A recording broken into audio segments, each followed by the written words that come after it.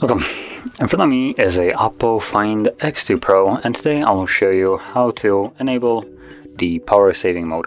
Now to get started, let's just pull down the notification panel and look for the toggle, which for me looks to be right over here.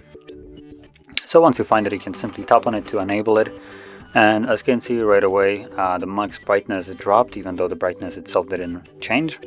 So that is the effect of the power saving mode. There's also a couple things that it's doing in the background. One of those things which might be noticeable is once the device goes to sleep, meaning like this, it will disconnect from Wi-Fi and mobile data, meaning any kind of application that will require internet connection will not give you an update till you wake up the device again. So do basically this. Once you do, it will automatically sync all the missing updates and you should get all the notifications that you were missing. Now outside of that, you can also hold the toggle and this will take you to the settings where you have access to super power saving mode, which is well, the normal one but on steroids. And as you will see, it might not be the best option for everybody.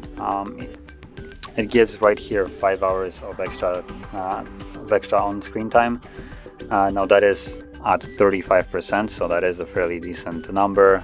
So it would look like it's gonna give you over 10 hours more, like 12 hours more of battery life, it would look like, if not more. So let me just show you what I mean. So once you turn it on, it does put the device in this kind of simplified mode. I have only 6 accessible apps right here, no wallpaper. Toggles are fairly limited, as you can see, and that's basically all you can do. Power saving is the main priority of this mode and everything else is just a addition. So once you're done with this mode, to leave it, all you need to do is just tap right over here on this exit button and select exit super power saving mode, and this will go back to normal. Now normal meaning the phone will look normally, but it's still in power saving mode. So basically the last default option that we had. So tap on it again to make it go back to normal mode.